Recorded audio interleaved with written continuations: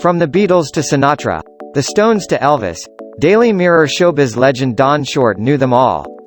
And he didn't just write about them.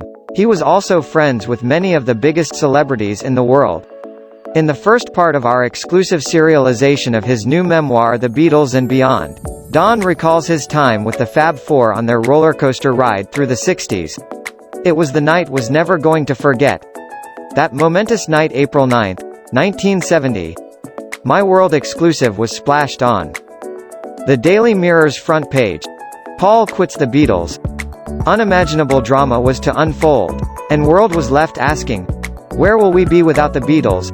At the time was the Mirror's showbusiness columnist, and as evening approached, had just put on my coat and locked down my attaché case when my office phone rang. Instantly, recognized the voice of one of my Beatles contacts. From the quiver in his tone, knew he had something serious to impart. Finally he stuttered. Paul is quitting, Don. It's definite. It's all over. The Beatles are breaking up. Can you believe that? I slammed down the phone and called the home of Beatles aide, who was an executive of their Apple company. There was some reluctance on his part to elaborate, but, vitally, he confirmed the story. In bold typeface normally reserved for earthquakes, plane crashes and other disasters, the Mirror's front page first edition broke the news. Paul is quitting the Beatles, and then, in later editions, Paul quits the Beatles. It had been long and incredible journey. Wearily, as drove home, had time to reflect on how it all began. My mind flashed back to June 1963, the year when wrote the very first national newspaper story on the Beatles. It did not reflect too well on John Lennon, who, inebriated at party in Liverpool to celebrate Paul's 21st birthday, got into an altercation with local DJ Bob Wooler.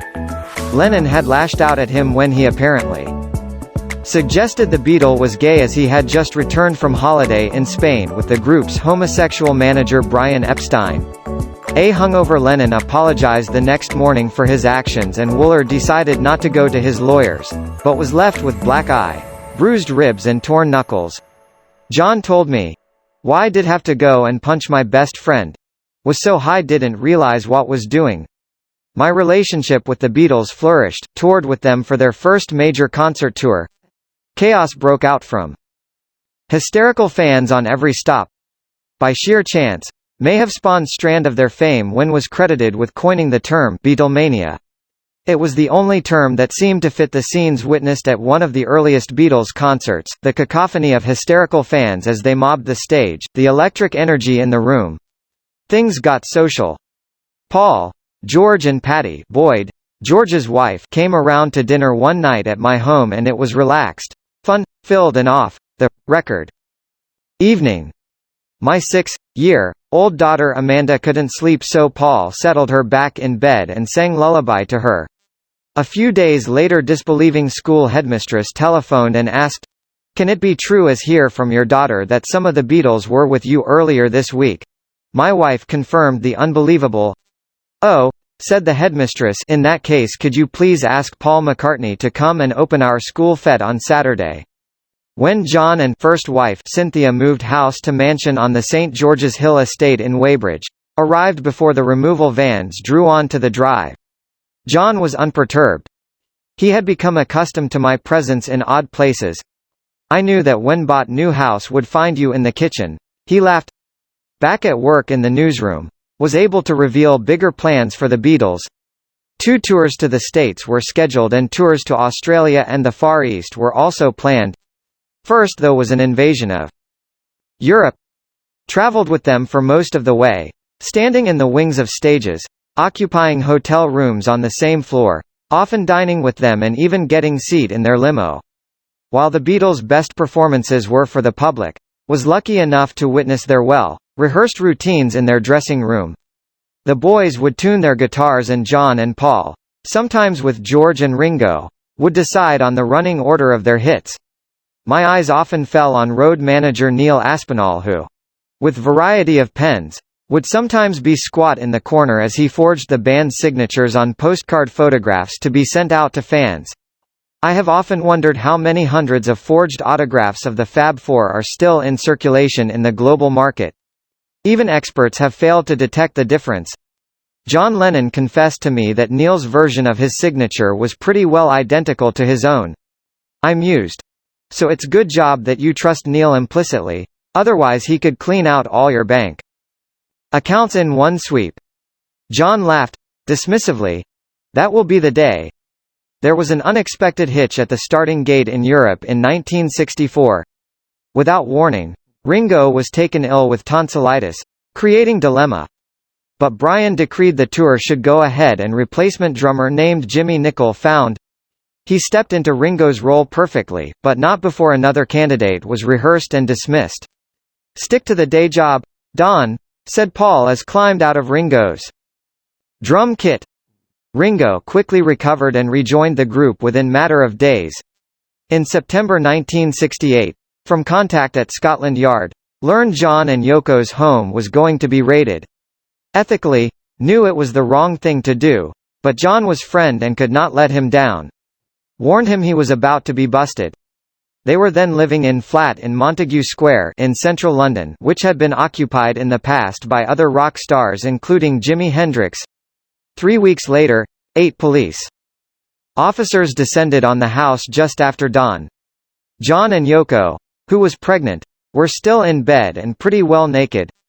Constant knocking on the door and loud voices woke John, who scrambled into his trousers to confront policemen at window. He yelled for Yoko to get their lawyer on the phone. John and Yoko believed the house was entirely clear of any incriminating drugs, but police dogs sniffed out marijuana and quantities of hashish stashed in the most obscure places, even in binocular case. They were arrested and in state of bewilderment were marched out to police van to be charged with the possession of drugs. John, fearing Yoko might be deported as result of the case, pleaded guilty in court and was fined £150. He told his Apple colleagues, "Don Short had told us they're coming to get you 3 weeks before. So believe me, I'd cleaned the house out because Jimi Hendrix had lived there. I'm not stupid. Went through the whole damn house." There was one small detail that John had overlooked. He had not counted on police sniffer dogs uncovering the evidence. Paul McCartney invited me to attend his wedding to the American photographer Linda Eastman at Marylebone Register Office on March 12, 1969. It was an unexpected honor. After many months of courtship, Paul had finally popped the question. But there was hitch at the wedding. The best man, Paul's brother Mike McGear of the Scaffold Pop group, was missing. Where was he? And what about the wedding ring in his pocket? To kill time, Paul, the last bachelor Beatle, began to sing the Stars and Stripes using registrar's notice on the wall as the lyrics. Then, suddenly, and to the relief of the party, the door burst open and there was Mike crawling in on his hands and knees muttering, "Forgive me. It wasn't my fault. The train broke down." Paul quipped, "That's British Rail for you. Good old British Railways." He turned to me and suggested, "Here's your Mirror headline, Don.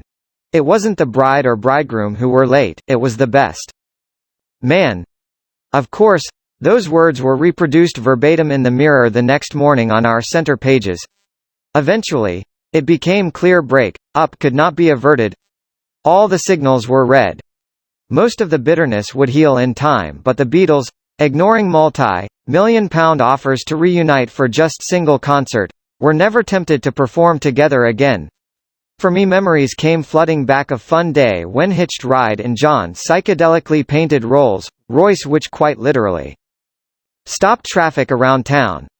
And so many more happenings over the years. To quote Paul, "It had indeed been long and winding road." Now, on that fateful evening in April 1970, had to bring the curtain down on what had been an historical decade. It wasn't the story wanted to write, the meltdown of the Beatles, but as newspaperman this was sensational exclusive that could not hold back. So just why did the Beatles disband? There have been countless theories. Many blamed the arrival of Yoko into their midst and her perceived meddling. Then after the tragic death of Brian there was dissent among the group as to who should lead them. But whatever the troubles of the past, the Beatles left the world with one priceless legacy: their inspirational music, bequest for generations to come.